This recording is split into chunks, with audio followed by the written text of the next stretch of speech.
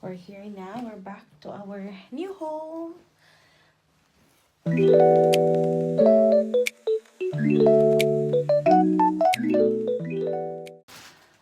So I just finished work. Ayan.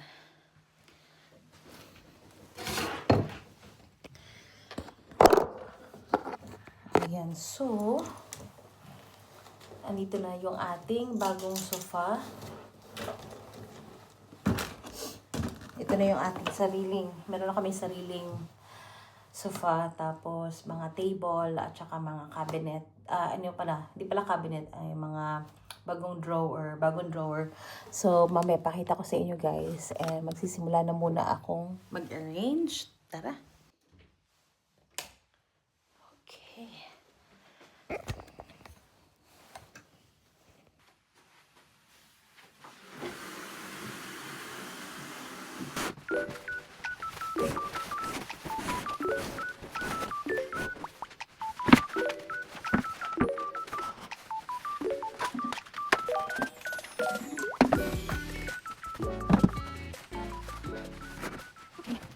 So, we're done. Na-arrange ko na din yung ating gusto kong design or position ng ating ng ating sofa. So, ngayon, bubuksan ko din to. I'm gonna open this kasi ito naman, nabili ko siya sa Temu. Temu. Bubuksan ko na to. Wala akong gunting guys pero sige na lang, hayaan na nga lang. Ano ba yan? Parang tabingi.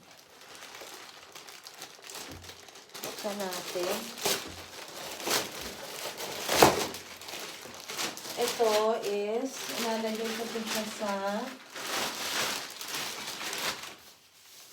dito sa ating cabinet. So, tingnan natin kung magkakasya to. Hopefully, magkasya siya guys.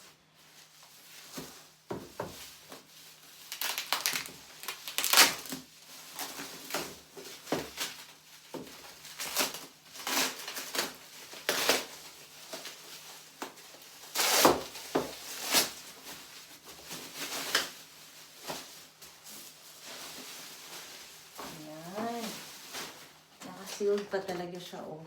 Pero check natin, ah. Ay, kasya naman. Ano nga naman. So, saan natin? Dito ko lalagay yung mga kutsara, tinidor.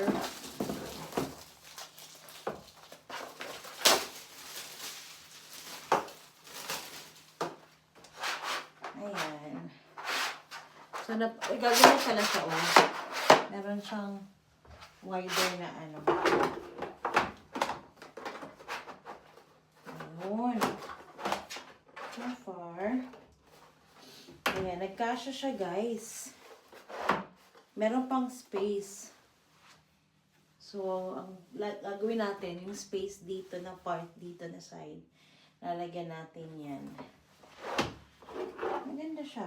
Fairness. Pero kung lalagyan natin ng ganyan, ganyan siya. Yan. Diba? So, pwede ko siyang dalhin kahit saan ako magpunta. Kung mag-rent kami ng ibang bahay o kung ano man. So, dalhin lang natin. Tsaka kasi same color lang din siya, guys. So, basta ganda siya. Tingnan. There you go.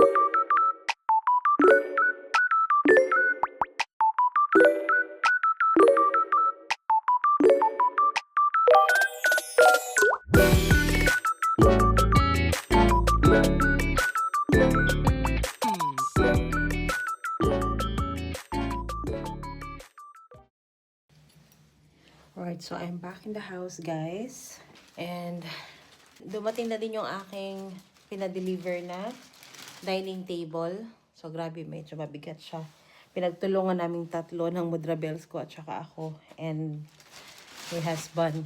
So, ayan, dinala ko na din yung mga anong tawag dito, yung aking kettle, tapos yung aking rice cooker. Dinala ko na din guys kasi hindi naman din ako dun magkakain o magluluto.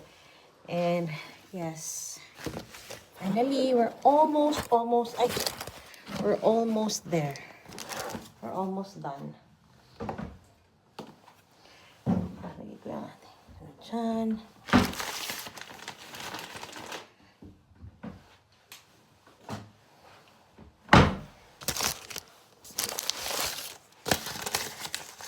Nakapag-set up na din kami ng aming utility tulad ng gas, electricity, water.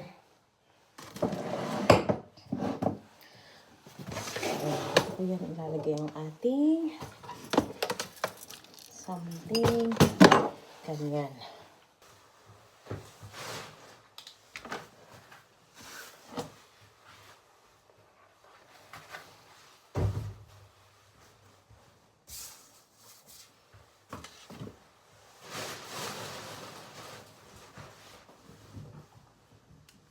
And can't get through.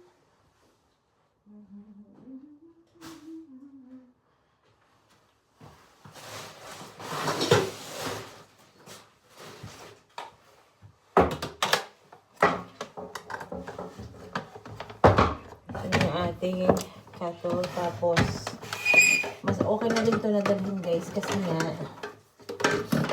tawag na ito.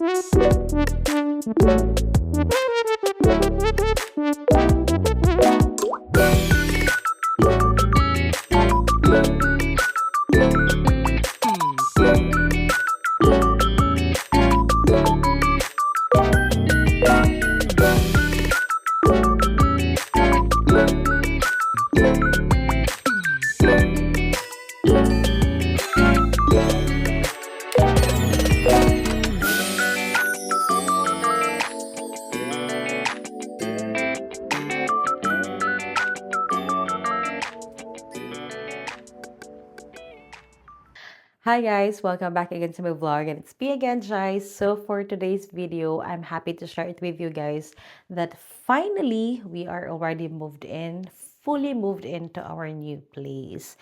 So as you can see guys, it's a very different now, very different background from compared to our previous compared to my previous vlog.